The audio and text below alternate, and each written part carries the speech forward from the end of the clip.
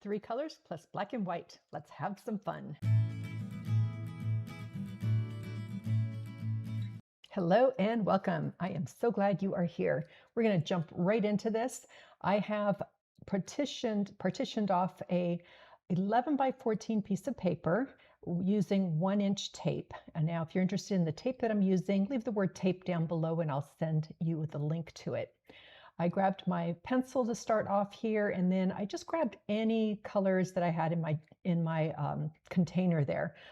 When I'm using a limited palette, I don't limit the number of colors that I use with my mark making. And I put some hand lotion on just so that it's easier to get the paint off later. All right, so Fluorescent Pink, Fluorescent Magenta, and Azo Yellow Light are our three colors today, plus black and white.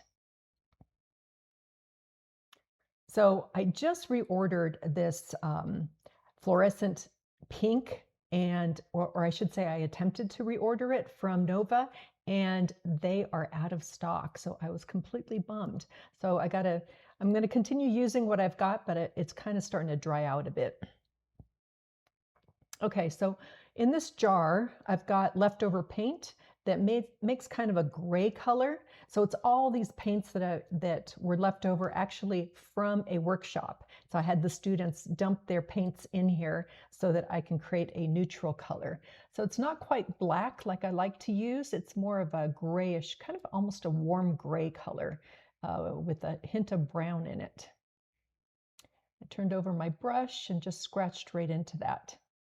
So if you end up getting leftover paint on your palette and you feel really bad about throwing it out, or you don't want to start like another painting to use it up, then I would suggest that you grab a jar and you just dump all of your paint in there, and it creates this wonderful neutral color. And it's already harmonizing all of your colors, because whatever colors you use, you're going to throw all into one jar. All right, so here is the fluorescent pink. And one thing that I did, okay, so I'm going to put a photo here of the first set of 4 that I did that I was not happy with. And this is the second painting I'm doing while I'm in Croatia. This is my visit to Croatia during the month of July 2026. And I was, working on these pieces. So the first one, I was really stiff, really having a hard time with it. So what I decided to do with this second one here is I decided I'm going to stand instead of sit, because I'm usually very comfortable when I'm sitting. So I was trying to come up with ideas. What can I do to loosen up and not be, I feel like I just overworked that first piece. So I am standing, which is very rare for me. When I'm working small on paper like this, I really like to sit, but trying something different here. And I'm using my non-dominant hand. So my left hand, you'll see here that I'm using it quite a bit, but I will switch because it was so hard to mix my paints using my left hand. It goes much faster with my right. And then of course I kind of gave up and just went with my right. But, those were just an idea that I had to loosen up a bit. Now, during this whole process, I'm also going to make sure I remember to switch out my brush, because sometimes I forget to do that. I get too comfortable. I'm sitting comfortably, I am relaxed, I'm having fun, and I'm holding on to a brush that I don't feel like letting go of. So during this process, I am trying to switch them out. I'm holding the brush all the way at the tip instead of using it as if I'm writing a novel. I like holding it as far away from the brush as possible, from the bristles as much as possible. And that helps me stay a bit loose. And here I've created some neutrals, and my finger is pointing to the edge where the paper is, because sometimes I can't see it, so I have to kind of feel for it. Now, if you're interested in the Neocolor paints that I love to use, there is a bundle called Betty's Bundle. It's 15 paints, and black and white is included in that. So if you're interested, just leave the word Nova down below and I'm going to send you a link. So I'm coming in with a much lighter value here, which I really like. Usually I wait a little bit longer, but this time, doing things a little bit different, trying not to do everything the way I always do. So I'm coming in with some lighter values a bit earlier.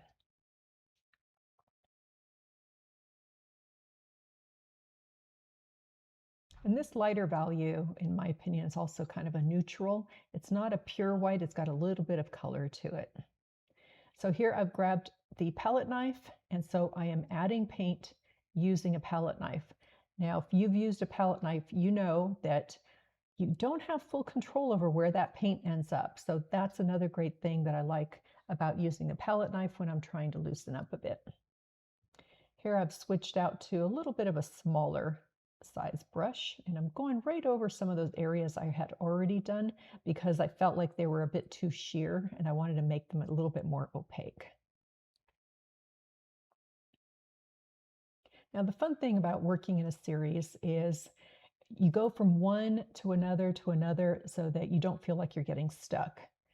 And that's what I really been loving about creating 4 on paper, 4 at a time, just taping it off so that I've got 4 different sections. All right, hit it with the dryer here. And we're getting close to done, actually, possibly. I think I'm going to go back over a few areas here. But I am keeping this, really loose. Sometimes I can't help myself. I've got to come in with those shapes that I love, circles and lines. You're going to see those in my paintings no matter how loose I try to stay. And I'm loving these pinks. Now here I'm putting some on paper and then I'm transferring it.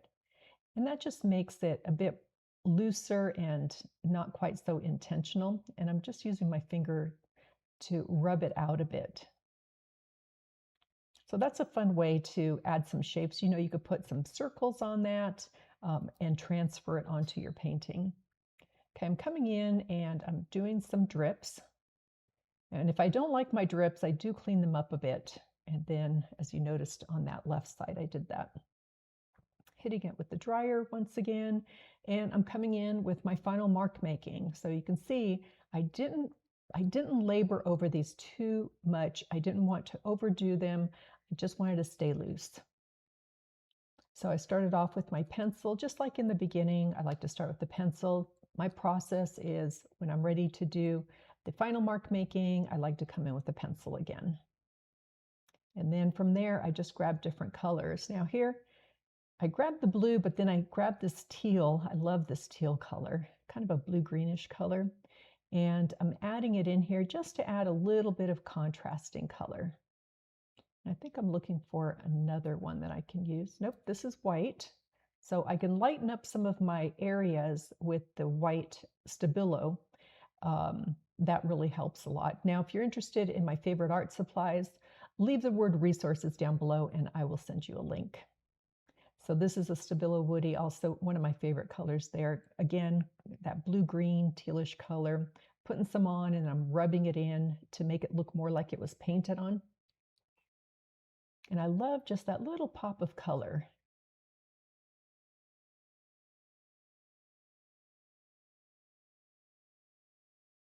There we go. I'm gonna end up erasing that or softening it out. I think I didn't end up liking that section too much. Now these 4 I just made available to the folks on my email list, and one of them this morning sold. So today is August 11th that I'm doing this voiceover. So the other 3, as of this recording, are still available. So if you're interested, let me know down below. Let's see. Leave the word art, I guess, and I will send you a link if you are interested in purchasing, if it's still available at the time that this recording is put up on YouTube.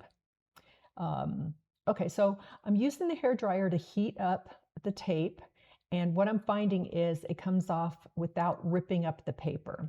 So I'm taking that extra step, taking the time to do that. Normally, I like to go through this really fast. I just rip it off, but then I rip the paper too. And then I am saving those, and I'm going to show you here.